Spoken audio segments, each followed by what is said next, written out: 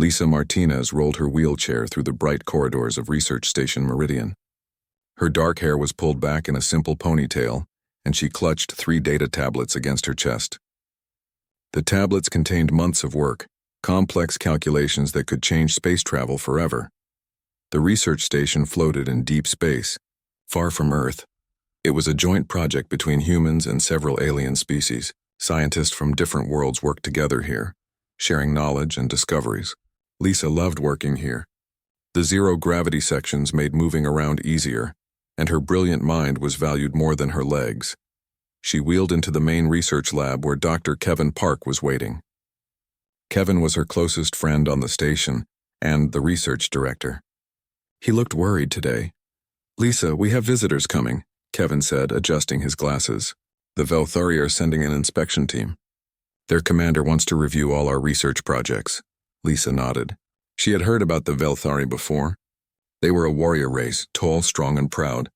They had 4 arms each and natural armor covering their bodies. Most of them believed that physical strength was the most important quality any being could have. "When do they arrive?" Lisa asked, setting her tablets on her desk. "In 2 hours. Commander Zethkar is leading the team. I've heard he's particularly difficult." Lisa had been working on quantum probability calculations for 6 months. Her work could help ships travel faster than light by predicting the safest paths through space. It was groundbreaking research, but it required complex mathematics that few people understood. 2 hours later, the Velthari ship docked with the station. Lisa watched from the observation deck as 5 massive figures stepped out of their transport. They were even bigger than she had imagined. The leader, Commander Zethkar, stood 8 feet tall. His 4 arms moved with controlled power, and his armor-plated skin gleamed under the station lights. The Velthari team marched through the station corridors like conquering soldiers. Their heavy footsteps echoed loudly. Other researchers stopped their work to stare as the aliens passed by. Kevin met the team at the main lab entrance. "Welcome to Research Station Meridian, Commander Zethkar. We're honored by your visit." Zethkar looked around the lab with obvious disdain. His 4 eyes scanned the equipment and research stations. "So this is where humans conduct their so-called advanced research. How primitive." Lisa was working at her desk when the group approached. She looked up from her calculations as Kevin began introductions. "Commander, I'd like you to meet Dr. Lisa Martinez. She's our lead mathematician and has made some incredible breakthroughs in quantum mechanics." Zethkar's 4 eyes focused on Lisa. He saw her wheelchair first, then her small human frame. A cruel smile spread across his alien features. "This is your lead scientist?" Zethkar laughed loudly. "A broken human who cannot even stand? How can crippled beings contribute to advanced research? This proves that humans are clearly an inferior species. You cannot even maintain your physical forms properly." The lab fell silent. Every human researcher stopped working and turned to stare. Lisa felt her cheeks burn, but she kept her voice calm and steady. "My legs don't work, Commander. My brain works perfectly fine." Zethkar laughed again, even louder. "Intelligence without physical capability is worthless. Any truly advanced being would possess both mental and physical superiority. The Velthari are perfect examples of this principle." Kevin stepped forward, his face red with anger. "Commander, Dr. Martinez has solved mathematical problems that stumped our best scientists for months. Her calculations have advanced our research by years." "Parlor tricks." Zethkar waved one of his massive hands dismissively. "Simple number games that have no real-world application. True intelligence manifests in physical dominance and strength." Lisa remained calm, but her colleagues were furious. Captain Jake Sullivan, the station's security chief, moved closer to the group. His hand rested on his weapon. "I think you should apologize to Dr. Martinez," Jake said firmly. Zethkar turned to face the security chief. Even Jake, who was tall for a human, looked small next to the alien commander. "Apologize? For speaking truth? Your species is weak, and this female is the weakest among you. She sits in her little chair, playing with numbers while real beings accomplish real tasks." Lisa had heard enough insults for one day. She put down her stylus and looked directly at Zethkar. "You think physical strength makes you superior?" "I know it does, crippled one." Lisa nodded slowly. "Then prove it." The entire lab fell silent again. Kevin looked at Lisa with concern. "Lisa, what are you doing?" "I'm accepting his challenge," Lisa said calmly. She never broke eye contact with Zethkar. You believe humans are inferior because we're physically weaker than Velthari. You think my disability makes me worthless? Prove it. Zethkar's eyes widened with surprise, then narrowed with interest. You challenge me? A broken human challenges a Velthari commander? I challenge your entire philosophy, Lisa replied. If physical strength truly equals superiority, then you should have no trouble defeating weak, inferior humans in any contest that matters. Zethkar considered this for a moment. His alien features showed amusement and anticipation. Very well. I propose a series of tests, physical, mental, and tactical. When humans fail, you will acknowledge Velthari superiority. You will surrender your research and admit that your species is unworthy of advanced scientific study. And if humans succeed? Lisa asked. Impossible. But if somehow you do not fail completely, the Velthari will consider you slightly less inferior. Lisa smiled. It was not a friendly smile. Deal. Kevin grabbed Lisa's arm. Lisa, you can't be serious. He's twice the size of any human here, and he has 4 arms. I'm completely serious, Kevin. It's time someone taught the commander about different kinds of strength. Zethkar laughed again. This will be entertaining. A crippled human thinks she can compete with Velthari superiority. Your arrogance will make your defeat even sweeter. Lisa turned back to her workstation and picked up her tablets. She began typing rapidly, accessing the station's databases and simulation programs. What are you doing? Kevin asked. Preparing, Lisa replied without looking up. The commander wants to test human capabilities. I'm going to give him exactly what he asked for. Zethkar watched Lisa work with amusement. Look at her scurrying around with her little devices. Does she think numbers will help her in real competition? Lisa continued typing. Her fingers moved across the tablet screens with practiced precision. She was accessing tactical simulation programs, reviewing physical challenge protocols, and calculating probability matrices. When do we start these tests? Lisa asked. Tomorrow morning. I want all humans on this station to witness your humiliation. Lisa nodded. Perfect. That gives me tonight to prepare. As the Velthari team left the lab, Kevin approached Lisa's workstation. What's your plan? Lisa looked up at her friend and smiled. I'm going to show Commander Zethkar that he made a very big mistake today. What mistake? He assumed that mocking the human would be easy. That's going to be his last mistake. The next morning, the main cargo bay was converted into a testing arena. Word had spread throughout the station about the challenge between the humans and Velthari. Scientists, engineers, and crew members gathered to watch. Lisa arrived early, wheeling herself to a position where she could observe everything clearly. She had spent most of the night studying Velthari physiology and psychology. Her tablets were loaded with data about their culture, fighting techniques, and strategic preferences. Commander Zethkar entered the cargo bay like a conquering hero. His 4 arms were spread wide, showing off his impressive physique. The other Velthari team members flanked him, looking equally confident. Today, weak humans will learn their proper place, Zethkar announced loudly. We begin with tests of physical capability, then mental challenges, and finally tactical simulations. Prepare to witness Velthari superiority. Dr. Kevin Park stepped forward with a data pad containing the official test protocols. The first challenge is a strength test.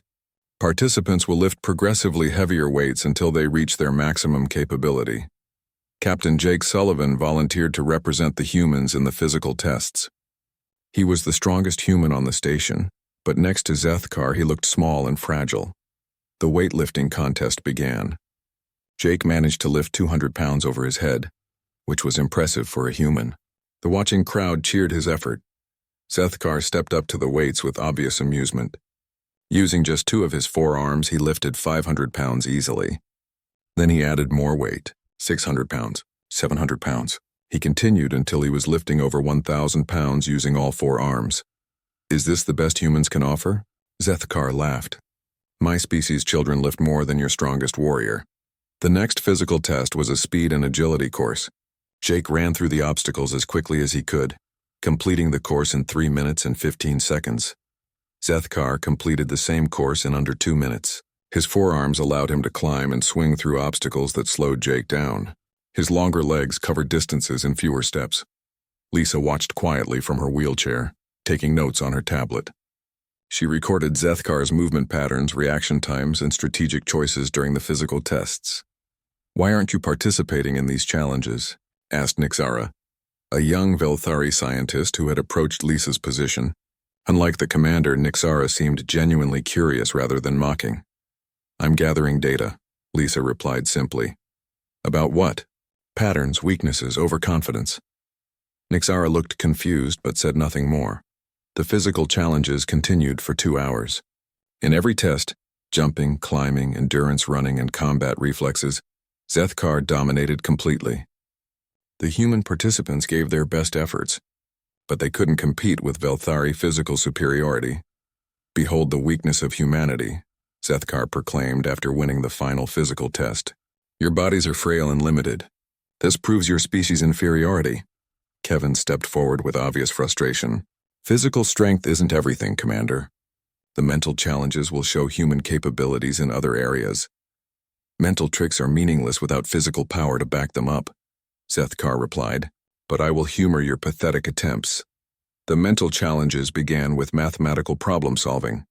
Complex equations were displayed on large screens. Participants had to solve them as quickly as possible.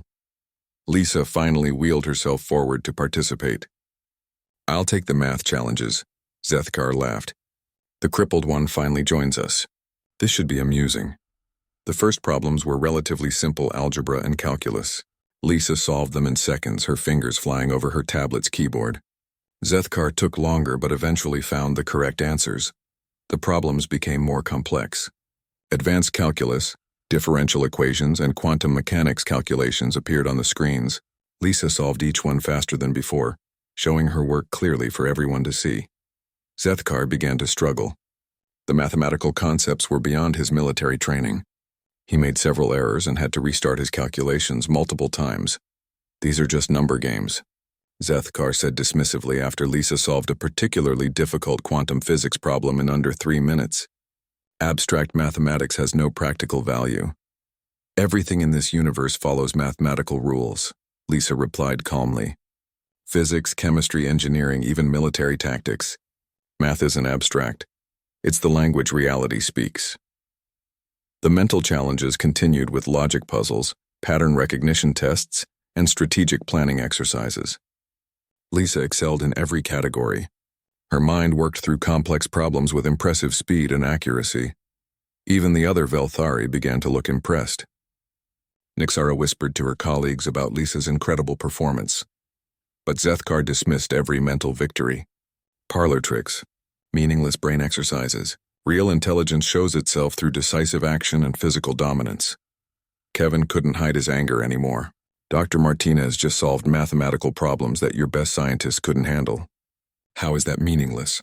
"Because," Zethkar replied with cruel amusement, "she sits in her chair playing with numbers while real beings shape the universe through action. Watch what happens in the tactical simulations. Mental games are worthless in actual combat." The tactical simulation phase began in the station's holographic training room. Participants would control virtual military units in complex battle scenarios. The goal was to outmaneuver opponents using strategic thinking and tactical skill. Several humans participated in the early simulations, showing decent tactical abilities. They used clever strategies and coordinated attacks to achieve their objectives. Zethkar dominated these simulations through pure aggression. His virtual armies charged straight at enemy positions, overwhelming them with superior firepower and numbers. His tactics were simple but effective. Find the enemy and crush them with maximum force. "This is real strategic thinking," Zethkar declared after winning another simulation. "Direct action, decisive strikes, overwhelming power applied precisely where it will do the most damage." Lisa continued watching and taking notes. She studied every simulation, recording movement patterns, reaction times, and strategic preferences. Her tablets now contained detailed analysis of every participant's tactical style. "When will you join the tactical tests?" Kevin asked Lisa quietly. "Soon. I'm still gathering data." "What kind of data?" "I need to understand how he thinks, how he moves, what patterns he follows. Every strategic choice reveals information about the mind making those choices."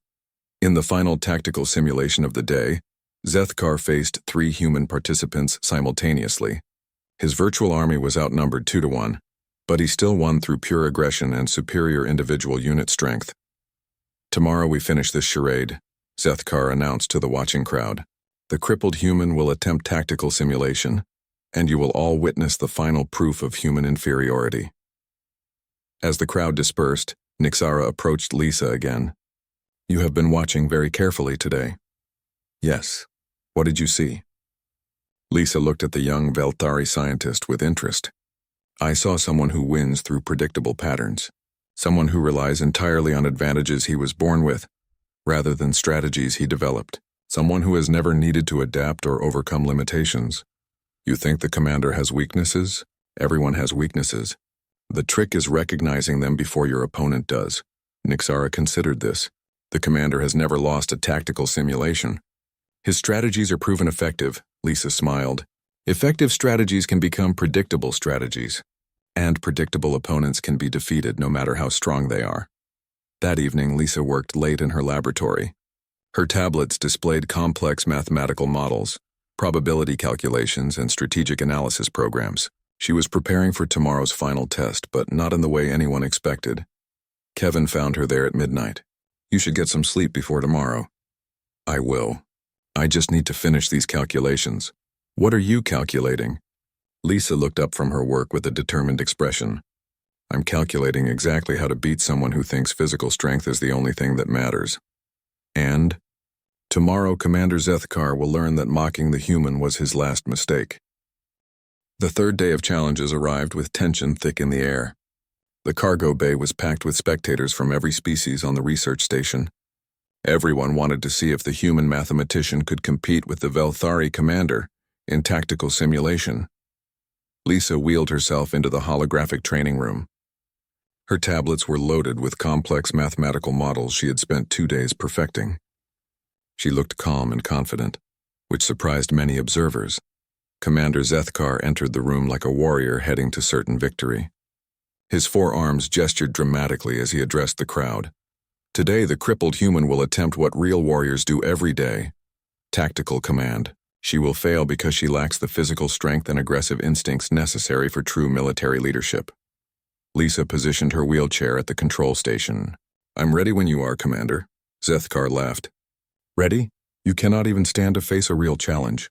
How do you expect to command a battlefield from that chair? The same way I solve mathematical equations from this chair, Lisa replied calmly. With my brain. The first tactical simulation loaded. It was a basic scenario.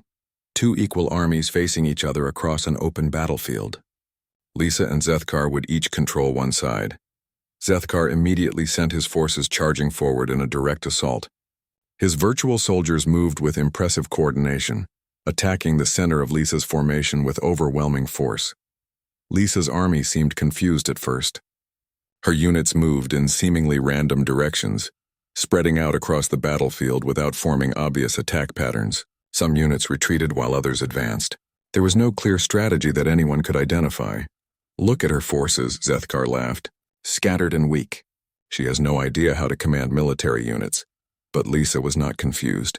She had spent 2 nights studying chaos theory and quantum probability. Her units moved according to complex mathematical equations that predicted optimal positioning based on constantly changing battlefield conditions.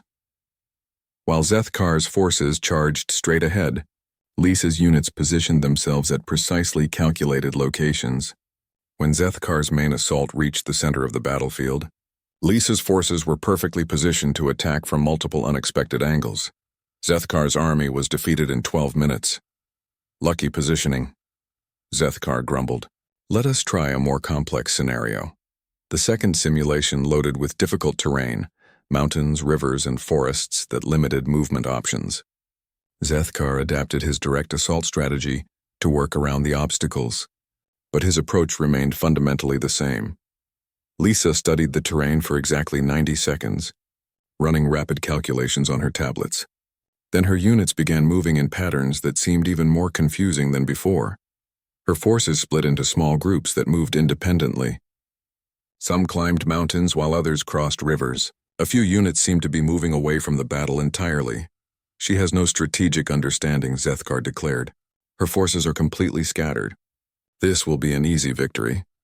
Zethkar sent his army forward in coordinated groups, using the terrain to protect his flanks while maintaining offensive pressure.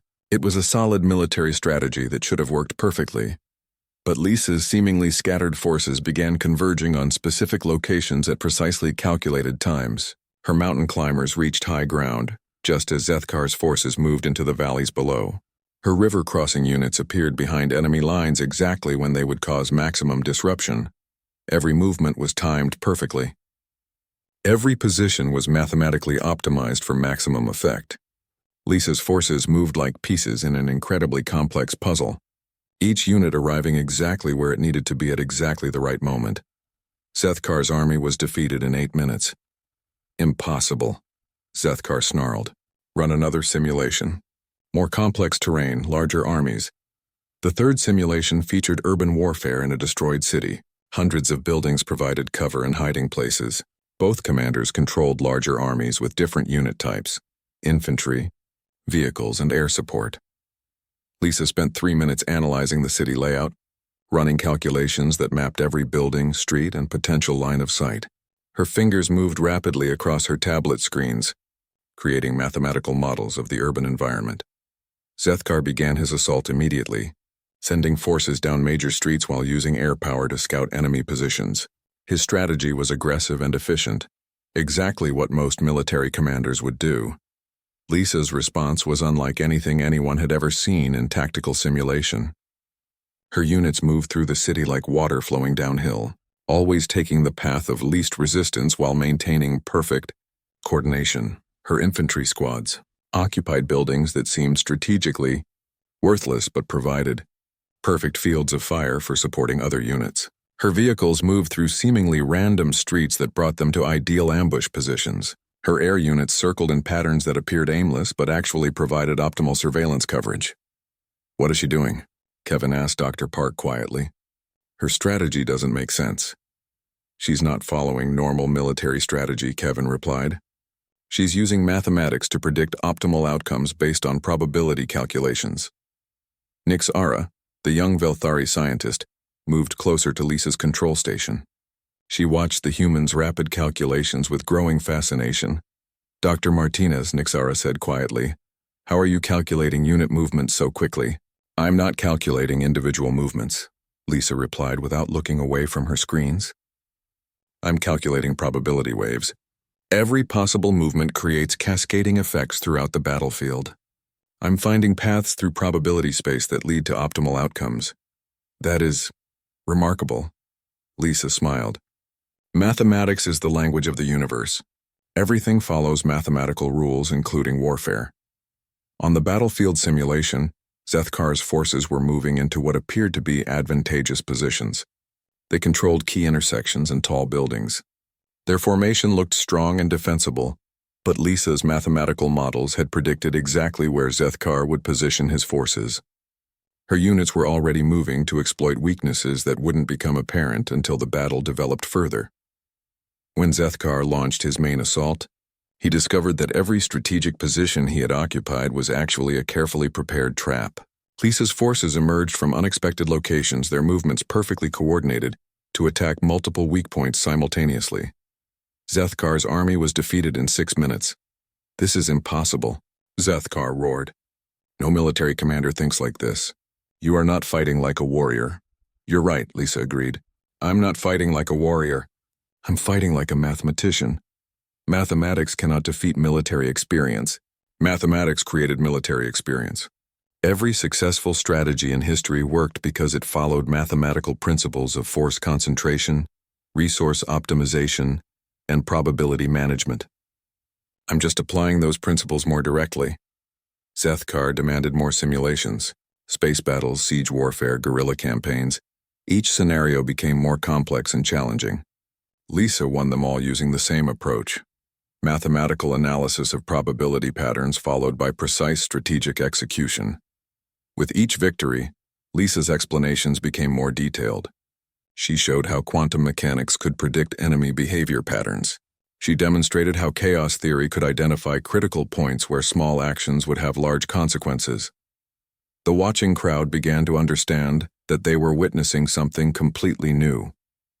Lisa wasn't just winning tactical simulations, she was revealing an entirely different way of thinking about strategic problems. "This is incredible," whispered Dr. Chen, one of the human researchers. "She's turned mathematics into a weapon." "Not a weapon," Lisa corrected, overhearing the comment. "A tool.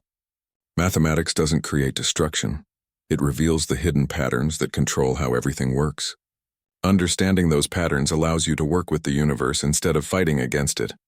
After Lisa's 7th consecutive victory, Zethkar stood in angry silence.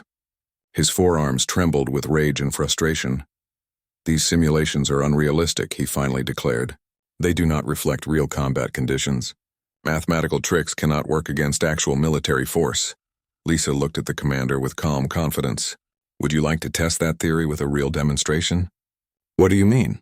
"I mean a direct confrontation. You and me. Real equipment, real stakes. Not a simulation." The entire room fell silent. Even Nixara looked shocked by Lisa's proposal.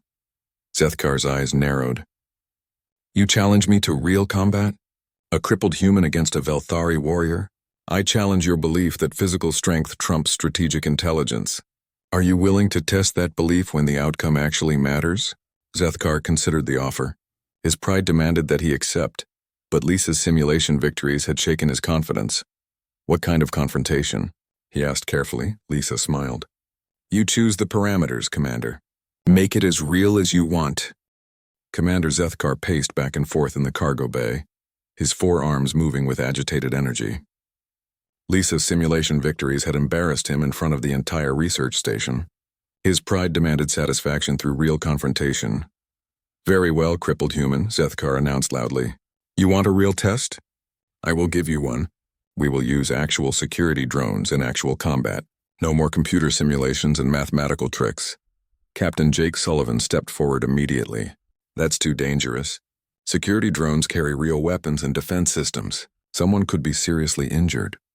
"Afraid your weak mathematician cannot handle real combat?" Zethkar mocked. "I thought so. Humans talk boldly but run from real challenges." Lisa wheeled herself between Jake and the Velthari commander. "I accept your terms, Commander. Real drones, real combat systems, real demonstration of whose approach works better." "Lisa, this is insane," Kevin said urgently. "Security drones are military-grade equipment. They're designed for actual ship-to-ship combat. Don't worry, Kevin, I've calculated the risks and optimal strategies. The commander wants to test whether mathematics can work in real situations." "Let's give him that test," Zethkar smiled cruelly. "Excellent. We will each control 3 security drones in the main cargo bay. The drones will use non-lethal settings but full defensive capabilities. The first person whose drones are all disabled loses." "And the stakes?" Lisa asked. "When I win, you will publicly admit that physical superiority makes Velthari the dominant species. You will also surrender all your research to Velthari scientists who can make proper use of it. And when I win, you will publicly apologize for your insults and acknowledge that human intelligence deserves respect." Zethkar laughed. "When you win? Impossible. But I agree to those terms." The cargo bay was quickly prepared for the confrontation. All unnecessary equipment was removed, leaving a large open space surrounded by reinforced walls. Observation windows were installed so spectators could watch safely from outside the bay. 6 security drones were brought online, sleek metallic machines about the size of small vehicles. Each drone carried defensive shields, sensor arrays, and non-lethal stunning weapons. They were designed for precision and durability. Lisa positioned herself at the control station overlooking the cargo bay. The station gave her a clear view of the entire space and direct neural interface access to her 3 drones. Zethkar chose to position himself on the cargo bay floor, standing among his drones with a direct neural connection that would allow him to control them through thought and physical movement. "I will show you the difference between real combat and computer games," Zethkar declared. "Physical presence, warrior instincts, and direct neural control versus sitting in a chair with calculation tablets." Lisa was already running measurements of the cargo bay. Her tablets calculated dimensions, gravitational effects from the station's rotation, structural stress points, and electromagnetic field patterns. Every detail was recorded and analyzed. "Beginning combat sequence in 60 seconds, announced the station's computer system. Lisa spent the time running final calculations. Her drones would be outnumbered in terms of raw firepower, but mathematics would provide other advantages. She calculated optimal positioning, movement patterns, and energy distribution strategies. Zethkar used the time to test his neural connection with his drones. The machines responded instantly to his thoughts and movements. When he raised his arms, the drones raised their weapon systems. When he moved forward, they advanced in perfect formation. Combat sequence initiated. Zethkar immediately went on the offensive. His 3 drones launched forward in a coordinated assault, their weapons charging and shields at maximum power. They moved like an extension of his own body, fast and aggressive. Lisa's drones seemed to react slowly at first. They moved in different directions, spreading out across the cargo bay without forming obvious defensive positions. One drone actually seemed to be retreating toward the far wall. "Look at her pathetic strategy," Zethkar called out as his drones closed the distance, running away before the battle even begins. This is what happens when crippled humans try real combat. The spectators watching from the observation windows murmured nervously. Lisa's drones looked scattered and unprepared for Zethkar's aggressive assault. But Lisa was not confused or unprepared. She had spent the first 30 seconds of combat mapping the cargo bay's exact dimensions and identifying structural features that could be used strategically. Her seemingly random drone movements were actually precise positioning based on complex geometric calculations. Zethkar's lead drone fired its stunning weapon at Lisa's nearest unit. The shot should have been a direct hit, but Lisa's drone moved at exactly the right moment. The energy blast missed by inches and struck the cargo bay wall. "Lucky dodge," Zethkar snarled, directing his drones to spread out and attack from multiple angles. But it wasn't luck. Lisa had calculated the exact trajectory of Zethkar's attack based on his drone's position and movement pattern. Her mathematical models predicted where he would aim and when he would fire. Lisa's retreating drone suddenly changed direction, moving in a precise arc that brought it behind Zethkar's formation. Her other 2 drones converged on calculated positions that created a perfect crossfire pattern. Zethkar realized too late that his aggressive advance had put his drones in a tactical trap. Lisa's units were positioned to attack from 3 different angles, while his drones were bunched together in the center of the cargo bay. "Impossible," Zethkar muttered. "How did she predict my movements?" Lisa's drones opened fire simultaneously. Their stunning weapons discharged in a coordinated pattern that overwhelmed Zethkar's defensive shields. One of his drones was disabled immediately. Zethkar adapted quickly, using his remaining 2 drones to seek cover behind cargo containers. His military training and physical reflexes allowed him to respond to changing battlefield conditions. But Lisa had already calculated his most likely responses. Her drones moved to new positions that eliminated his cover options while maintaining their tactical advantages. "She's using the cargo bay itself as a weapon," observed Nixara from the observation window. "Every surface, every angle, every structural feature is part of her strategy." Lisa's second phase of attack began with seemingly impossible precision. Her drones moved in curved paths that used the station's rotation to amplify their speed and accuracy. They fired shots that bounced off walls and containers, hitting Zethkar's drones from unexpected directions. Zethkar had never seen anything like it. His military experience had prepared him for conventional tactics, but Lisa was using physics itself as a tactical advantage. Her shots came from angles that should have been impossible. "How is she calculating ricochet patterns so quickly?" Kevin asked from the observation deck. "She's not calculating them individually," Dr. Park replied with growing amazement. "She's using quantum mechanics to predict probability outcomes for multiple simultaneous trajectories." Zethkar's second drone was disabled by a shot that bounced off 3 different surfaces before hitting its target. The attack seemed to defy basic physics, but it was actually the result of precise mathematical calculations. Desperately, Zethkar tried to use his remaining drone's superior firepower to overwhelm Lisa's forces through pure aggression. He charged directly at her nearest unit, weapons firing continuously. Lisa's response was elegant in its simplicity. She used her drone's positioning to create a gravitational slingshot effect around one of the cargo containers. Her unit accelerated beyond its normal maximum speed, easily avoiding Zethkar's attacks while delivering a precise counterstrike. Zethkar's final drone was disabled 30 seconds later. The cargo bay fell silent except for the humming of inactive drones. Zethkar stood among his defeated machines, his forearms trembling with rage and disbelief. Lisa remained in her wheelchair at the control station. She had never moved from her position, never raised her voice, never made any dramatic gestures. She had simply outthought him at every turn. "This is impossible," Zethkar whispered. "No warrior fights like this. No military strategy uses these techniques."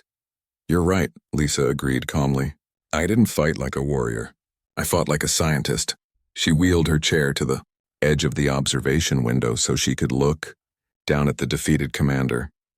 "Every move you made followed predictable patterns, based on your military training and aggressive instincts. Every attack you launched created mathematical opportunities for counterattack. Your strength became a weakness because it made you predictable." Zethkar looked up at her with something approaching respect for the first time. "How?" he asked simply. "I calculated probability matrices for every possible action you could take. I used quantum mechanics to predict optimal positioning. I applied chaos theory to identify critical moments where small actions would have large consequences. Mathematics isn't magic, Commander. It's just a more precise way of understanding how the universe works." The watching crowd erupted in cheers and applause. Lisa had done something that seemed impossible. She had defeated a superior physical opponent without ever leaving her wheelchair. But the confrontation was not over yet. Zethkar still had one card to play. Commander Zethkar stood among his disabled drones, his massive frame shaking with emotions he had never experienced before. Defeat was foreign to him. Throughout his military career, physical superiority had always guaranteed victory. Now a human in a wheelchair had beaten him without even standing up. The cargo bay was silent except for the quiet hum of the station's life support systems. Spectators watched through the observation windows, waiting to see how the proud Velthari commander would handle his first real defeat. Lisa wheeled her chair down to the cargo bay floor. The mechanical whir of her wheelchair motors seemed loud in the quiet space. She moved slowly, giving Zethkar time to process what had happened. "Commander," she said gently, "our agreement was that the loser would publicly acknowledge the winner's approach. You lost fairly." Zethkar's four eyes stared at Lisa with a mixture of anger, confusion, and something that might have been the beginning of respect. "I do not understand how this happened. Your methods defy everything I know about combat and strategy. That's because you were taught that strength and aggression are the only tools that matter in conflict. But the universe is much more complex than that." Lisa positioned her wheelchair directly in front of the towering alien commander. Even sitting down, she showed no fear or intimidation. Her calm confidence made her seem larger than her physical size. "You made the same mistake that many beings make, Commander. You confuse different types of strength. Physical power is just one tool among many. Intelligence, adaptability, creativity, determination, these are also forms of strength." Zethkar's voice was quiet, almost defeated. "But you are broken, damaged. How can damaged beings be strong?" Lisa's expression remained patient and understanding. "I'm not broken, Commander. I'm different. My legs don't work the way yours do, but that doesn't make me defective. It just means I developed other capabilities more fully." She gestured toward her tablets and the disabled drones around them. "When I couldn't rely on physical abilities, I learned to rely on my mind in ways that most people never need to explore. Every limitation forced me to find creative solutions. Every challenge taught me to think differently."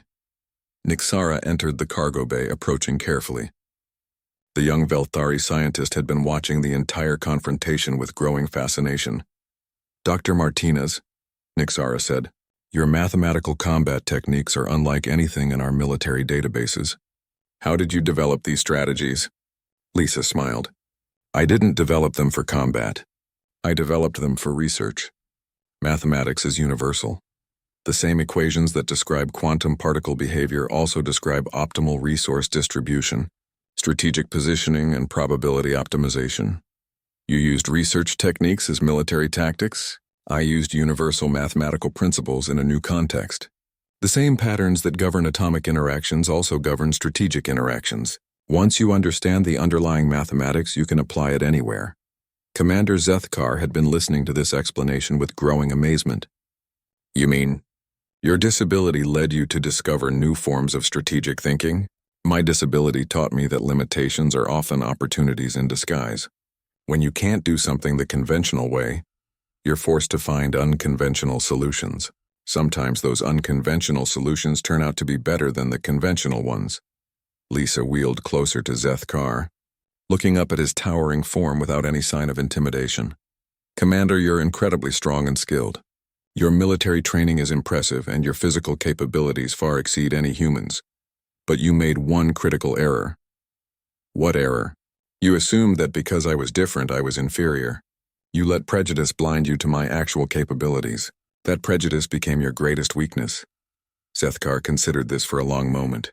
His forearms hung at his sides as he struggled with concepts that challenged everything he had believed about strength and superiority. I mocked you, he said finally. I called you crippled and weak. I said your species was inferior. Yes, you did. I was wrong.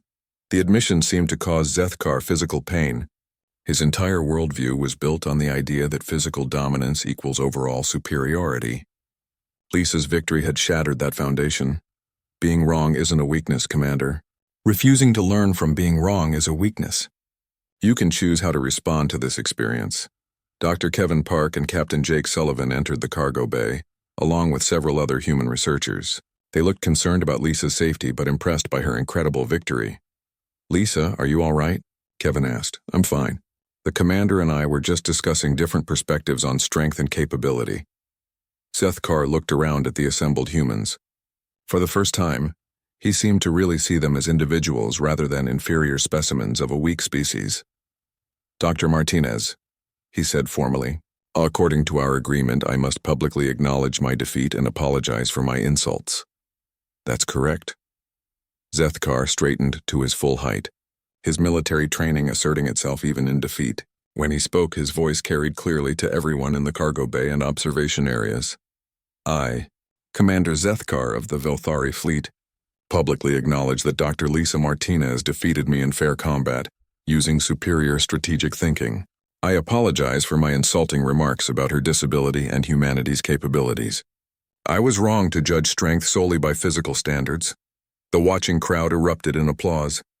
Lisa had not only won the confrontation, but had forced a proud alien commander to publicly admit his prejudice and ignorance. But Lisa wasn't finished. She had one more lesson to teach. Commander, I want you to understand something important.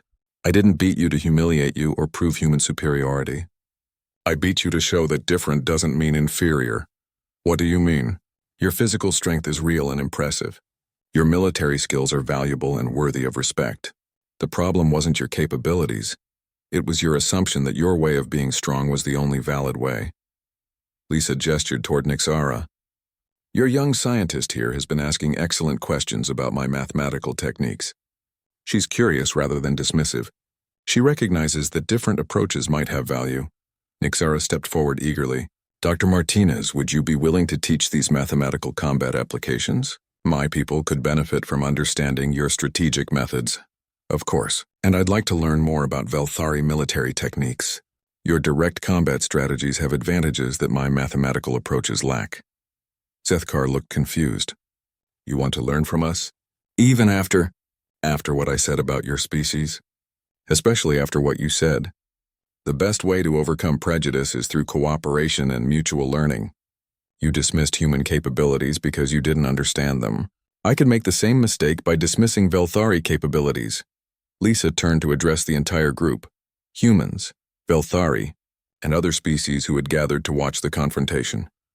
This whole conflict started because we made assumptions about each other based on surface differences. The commander saw my wheelchair and assumed weakness. I could have seen his aggression and assumed stupidity. Both assumptions would have been wrong. She gestured toward the disabled drones scattered around the cargo bay. Real strength comes from combining different capabilities, not from proving that one approach is superior to all others. My mathematical techniques work today, but they wouldn't work in every situation. Physical strength, strategic thinking, technological innovation, emotional intelligence. We need all these different forms of strength. Kevin stepped forward with obvious pride. Lisa, what you accomplished today was incredible. You didn't just win a tactical exercise, you changed how everyone thinks about capability and disability. That's the real victory, Lisa agreed. Not beating the commander, but helping everyone understand that human worth can't be measured by physical standards alone. Commander Zethkar approached Lisa's wheelchair. For the first time since arriving at the station, he looked at her with genuine respect rather than contempt or amusement. Dr. Martinez, I have learned something important today. I underestimated not just you, but your entire species. My people pride ourselves on strength and honor, but there is no honor in mocking others for differences they cannot control. Thank you, Commander. That means more to me than winning the tactical exercise. Zethkar extended one of his massive hands. Lisa shook it firmly, her small human hand disappearing in his alien grip. Would you be willing to share your research with Velthari scientists? Zethkar asked. Not as surrender terms, but as collaborative exchange between equals? I'd be honored to collaborate with your people, Commander. Scientific advancement works best when different perspectives work together. As the crowd began to disperse, Nixara approached Lisa one more time. Dr. Martinez, I must ask, did you always know you would win today's confrontation? Lisa smiled. I calculated the probability of victory at approximately 73%, based on mathematical analysis of the commander's tactical patterns and psychological profile. And if the probability had been lower, I still would have accepted the challenge. Sometimes you have to stand up for principles that matter, even when the odds aren't in your favor.